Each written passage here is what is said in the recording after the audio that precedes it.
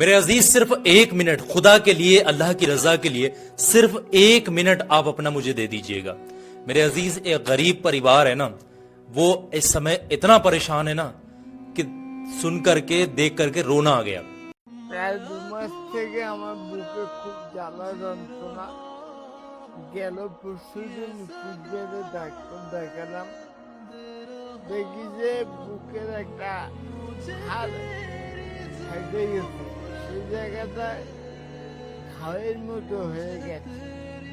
আর এই যে কিডনির সমস্যা আছে, এই ডাক্তার দেখানোর পরে ডাক্তার বলল যে এই চিকিৎসা করতে গেলে 2.5-3 লাখ টাকা লাগবে, এখানে হবে না।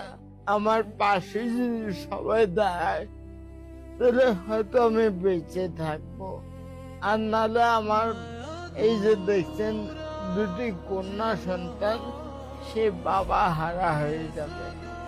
যদি বাবা নাই, আজকে আমার বাচ্চা, আমার ভয় কত সে কাঁদবে।